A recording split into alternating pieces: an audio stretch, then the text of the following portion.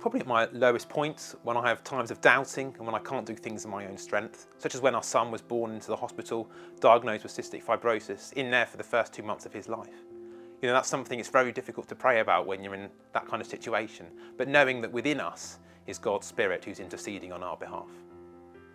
Each morning I pray that God's Spirit is with me to anoint me, to enable me and to equip me to fulfil the tasks of each day. I certainly depend on God's Spirit to comfort and protect me, especially when I'm facing different challenges in life. God has, through His Spirit, has just drawn me closer to Him and just enabled me to trust that He does have my best interests at heart. I am daily dependent on God's Spirit. We are desperately in need of God's Spirit. I know there's been many times where I've rushed off half-cocked and just done things in my own strength, in my own provision, with my own abilities, in my own resources, things that I knew I could do.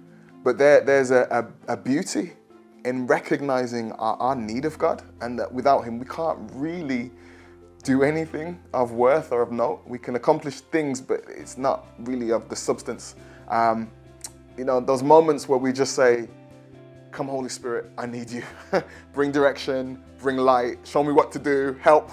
So we're not relying on our own abilities, but it's the overflow of the Holy Spirit moving and working within us.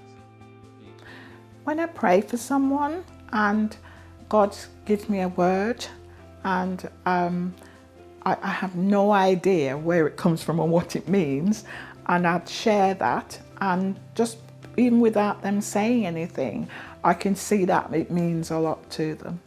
I lead worship musically in church, and as much as I really enjoy it and I really enjoy practicing the songs and kind of trying to get it to sound as good as I can, I think "Come, Holy Spirit" is my prayer before I begin. I think it has to be, because I think that God's intention for our time in worshipping Him is that something greater than a nicely linked string of songs happens, you know? I'm broken. I'm not as confident as I come across. Without the Spirit, without giving the day to Him and the moment to Him, I think I would struggle.